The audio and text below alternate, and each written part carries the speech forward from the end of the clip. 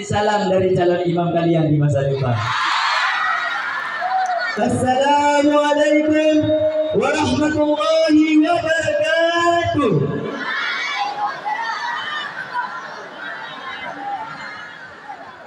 Alhamdulillah, alhamdulillahi rabbil alamin, wa bihi nasta'inu ala umuri dunya wad din.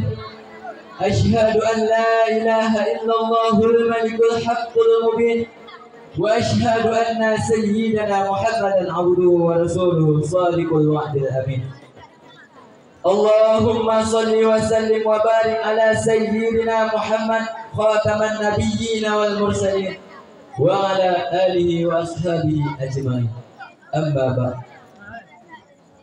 Pertama-tama dan yang paling utama, marilah sama-sama kita panjatkan puji beserta syukur atas kehadiran Allah Subhanahu wa taala, yang mana oleh Allah yang masih memberikan nikmatnya kepada kita semua. Salah satu nikmat yang paling besar adalah nikmat iman dan nikmat Islam.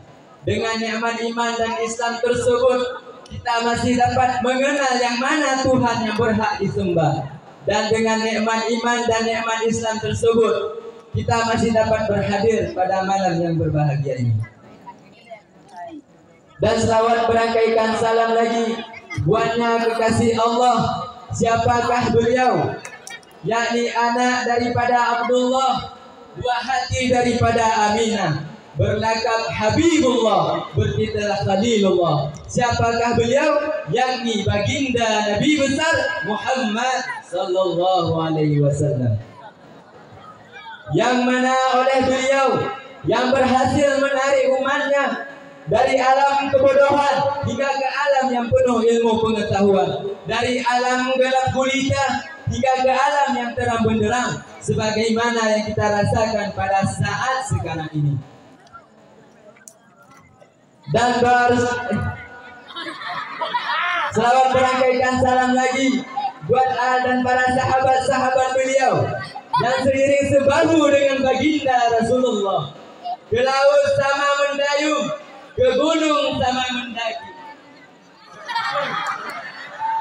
rugi sama ditanggung, untung sama dibagi.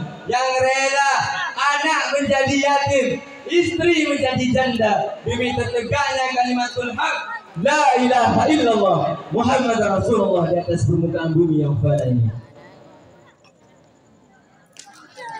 Bersemuanya alim ulama, baik ulama itu mutaqaddimin maupun mutaakhirin maupun yang muhtabar, keduanya di sisi Allah Subhanahu wa taala. Baik ulama itu yang telah berpulang ke rahmatullah untuk menyembah amal ubudiyahnya kepada Allah, maupun yang masih hidup satu atau dua lagi di atas permukaan bumi yang fana ini. Takzim dan keikraman kami yang kami muliai Abi dan Ummi beserta keluarga. Semoga Abi dan Ummi beserta keluarga selalu tetap dalam lindungan Allah Subhanahu wa taala. Dan yang kami muliai Dewan Guru Dayah Talibul Huda, terkhususnya Dewan Guru yang berhadir pada malam yang berbahagia ini, dan juga kepada Dewan Hakim yang bijaksana yang telah menilai kami dengan sebaik-baiknya. Dan yang kami hormati santriwan dan juga santriwati yang berhadir pada malam yang berbahagia ini. Dan terima kasih buatnya MC protokol tadi yang ganteng dan handsome dan manis, yang telah membasahi bibir manisnya demi memanggil nama baik saya dan dipundakkan kepada saya satu tema acara yang berjudul pentingnya pendidikan dayah di dalam bermasyarakat. Kaum muslimin, para thalabah yang dimuliakan Allah Subhanahu wa taala, perlu kita ketahui yang bahwa kehidupan di dalam perkarangan dayah sama halnya seperti kehidupan di luar bersama masyarakat. Dan juga perlu kita hapus di dalam pikiran kita yang berbelok, yang mengatakan apa gunanya saya santri bagi agama dan bangsa Indonesia, apa gunanya saya sesudah menuntut ilmu dan mendapatkan ilmu tersebut akan berguna bagi agama dan bangsa saya. Ingat, Indonesia merdeka pada tanggal 17 Agustus 1945 bukan dikarenakan para penjabat, bukan dikarenakan para koruptor, bukan dikarenakan para caleg, bukan dikarenakan para presiden, akan tetapi Indonesia merdeka dikarenakan para habaib, dikarenakan para kiai, dikarenakan para ulama, dikarenakan para santri. Santri sangat berperan penting dalam kemerdekaan Indonesia. Santri sangat berperan penting di dalam agresif militer, maka berbanggalah kita sebagai seorang santri.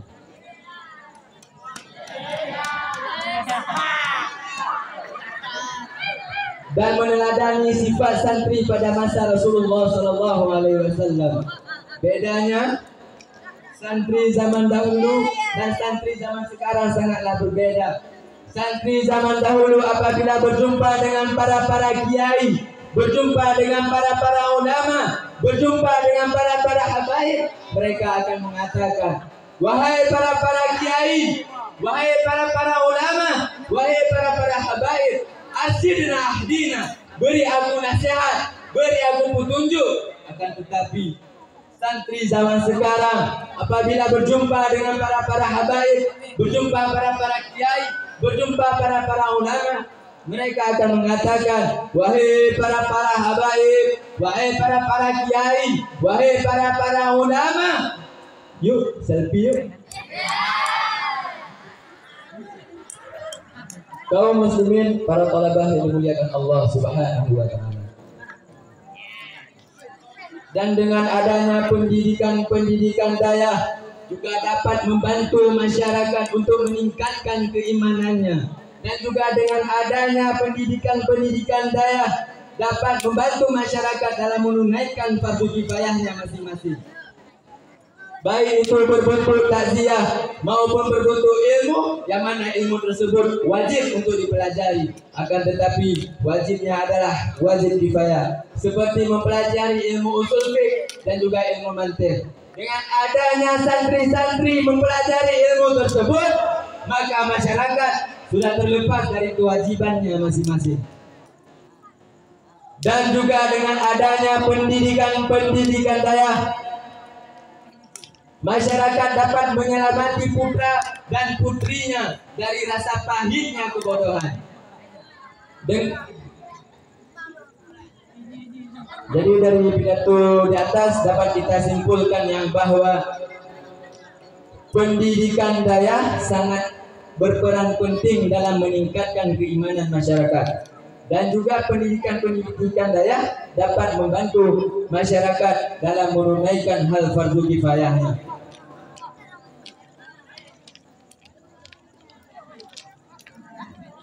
Maka berbanggalah menjadi seorang santri, dikarenakan santri adalah makhluk pilihan Allah Subhanahu wa taala. Jika kita keluar dari perkarangan daya, keluar untuk tidak mengaji lagi, maka sama halnya seperti kita menghindar dari pilihan Allah Subhanahu wa taala.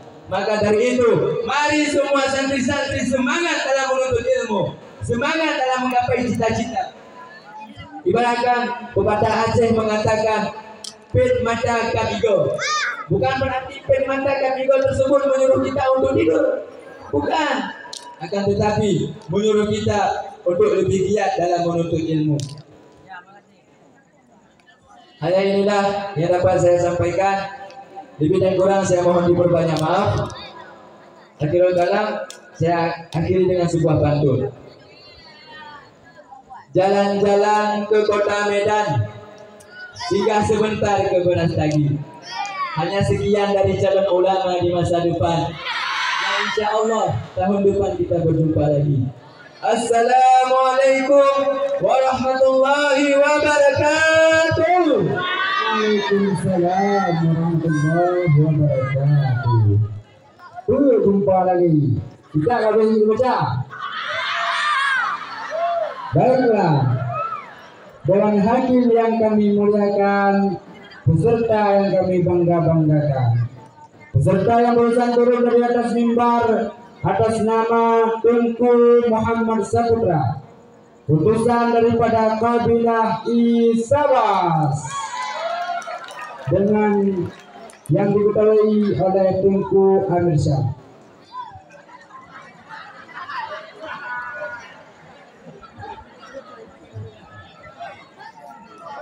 Baiklah. Selanjutnya masih dalam cabang yang sama, yaitu data ilmiah. Peserta selanjutnya yang memegang nomor undian 04 kami persilahkan dengan segala hormat.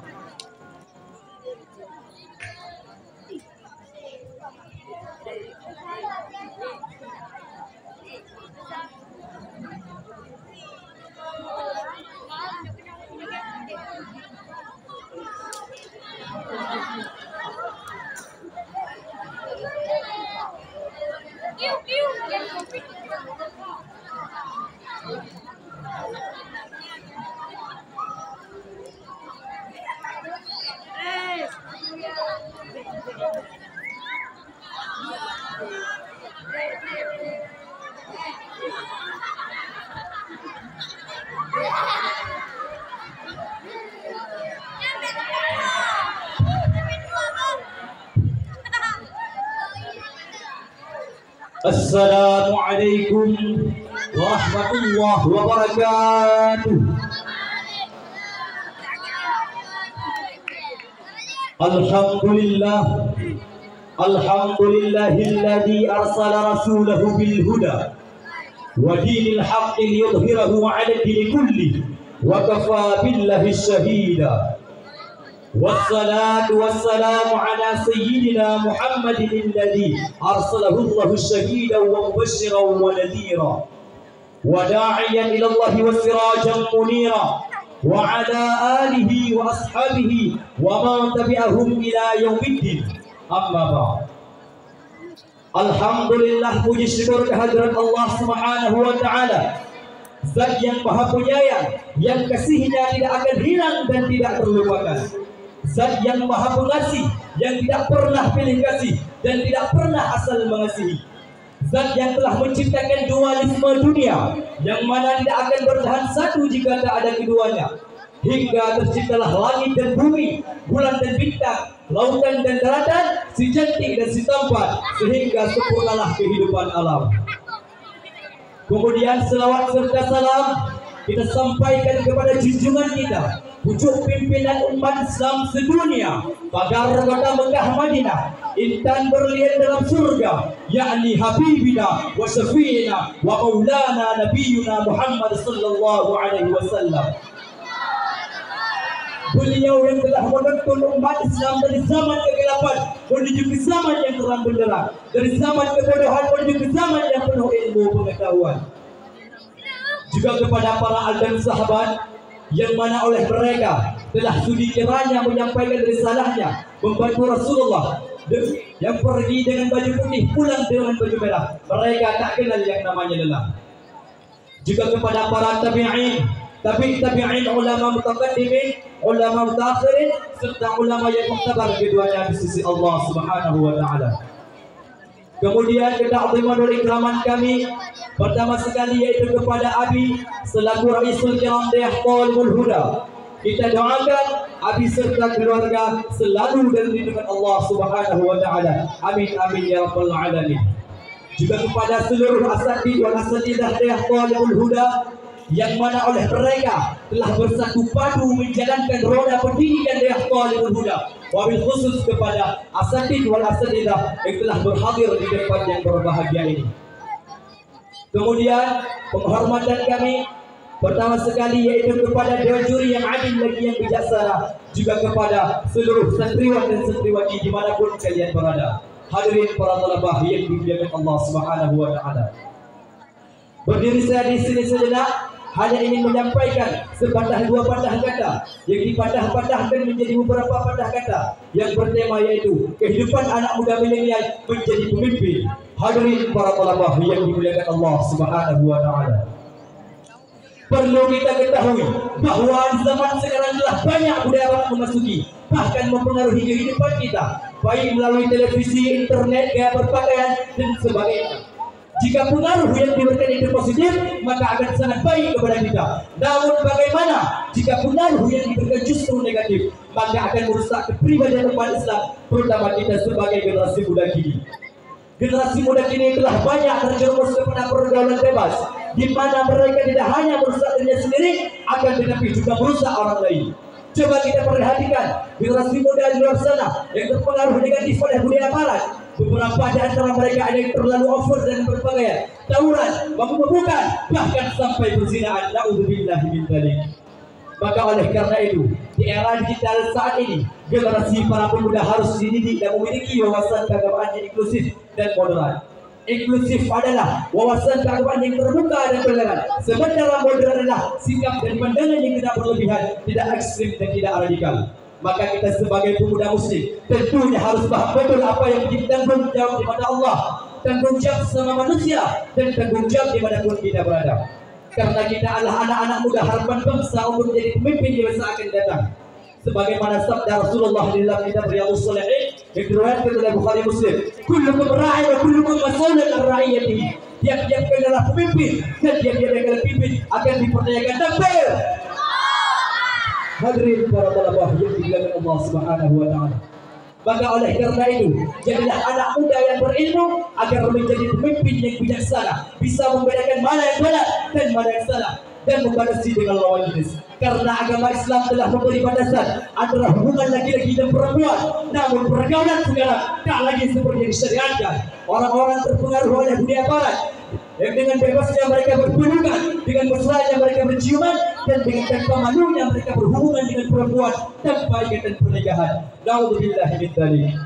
Maka oleh karena itu, yang sampai kita menjadi anak muda yang bersakun hawa, tapi adalah anak muda yang bisa menjadi pengaruh baik kepada masyarakatnya agar menjadi pemimpin yang adil dan yang bijaksana. Hadirin para talabah yang dimuliakan Allah Subhanahu wa taala.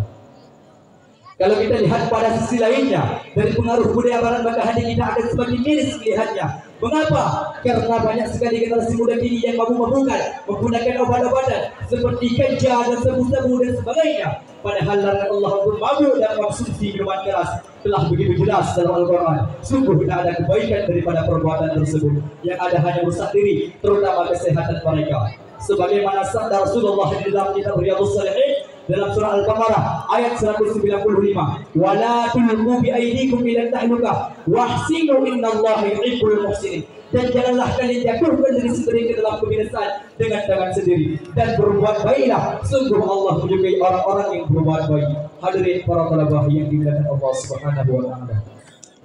Kondisi seperti itu terjadi karena banyaknya generasi muda kini tidak lagi berkorban kepada agama. Bahkan mungkin sedikit sekali pemahamannya terhadap ilmu agama. Inilah yang sangat disayangkan. Padahal anak muda adalah harapan bagi bangsa-bangsanya dan agamanya untuk menjadi pemimpin di masa akan datang. Namun bagaimana kita mau menjadi pemimpin kalau tak ada ilmu? Maka oleh karena itu Imam Syafi'i pernah berkata, tafaqah qabla an tar'asa. Belajarlah kamu sebelum menjadi pemimpin. Fa idza ra'asta, apabila engkau telah menjadi pemimpin, fala sabila ila tafaqquh, maka tak ada jalan untuk tidak belajar. Hadirin para ulama yang dimuliakan Allah Subhanahu wa taala. Maka kita sebagai penerus generasi bangsa dan agama, janganlah lalai, janganlah duduk terbangun dan termenung. Mari belajar sesuai bakat yang kita miliki. Sebab baik ataupun buruknya suatu bangsa dan agama tergantung pada generasinya. Hadirin para ulama yang dimuliakan Allah Subhanahu wa taala. Maka oleh karena itu, jangan sampai kita menjadi anak muda yang terpengaruh oleh budaya barat. Mari semangatkan jiwa kita untuk menjadi pemimpin di masa akan datang. Ada kala itu menjadi pemimpin di kalangan para wali, adapun lainnya dan sebagainya.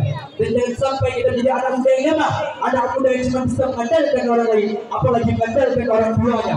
Karena Sayyidina Ali pernah berkata, "Laisal fata ma yaqulu hadza abi." Anak muda itu dia tidak berkata bapakku, "Walakinnal fata ma yaqulu hadza ana." Tapi dia berkata, "Hadza ana, inilah aku." Jangan mentang-mentang bapak kita pejabat, bapak kita berpangkat, bapak kita bermartabat, kita bangga-banggakan dia. Anak muda yang kita banggakan belum tentu kita seperti dia. Hadirin para ulama yang dimuliakan Allah Subhanahu wa taala. Kesimpulan yang dapat kita ambil, maka disinilah pentingnya kita sebagai generasi muda yang cerdas, generasi yang mampu membedakan baik dan buruk sesuatu, bukan hanya sekedar pintar, tapi juga bijak dalam aplikasikan ilmunya dengan tepat. Mudah-mudahan kita semua dipilih Allah menjadi penerus generasi bangsa dan agama. Mudah-mudahan kita semua dipilih Allah menjadi penerus generasi bangsa dan agama untuk menjadi pemimpin di masa akan datang. Karena kita telah menanggung nasib bangsa di masa akan datang. Sebagaimana aku pernah mengatakan, "Hamalakam yang beraih tampil mudah-mudahan inilah pemimpin masa depan." Demikian yang saya sampaikan. Apabila ada kesalahan dan kesilapan dan kekurangan kata, saya minta maaf. Karena kesempurnaan hanyalah milik Allah. Sakhiri hadanallahu iyyakum ajma'in. Wassalamualaikum warahmatullahi wabarakatuh. Waalaikumsalam warahmatullahi wabarakatuh.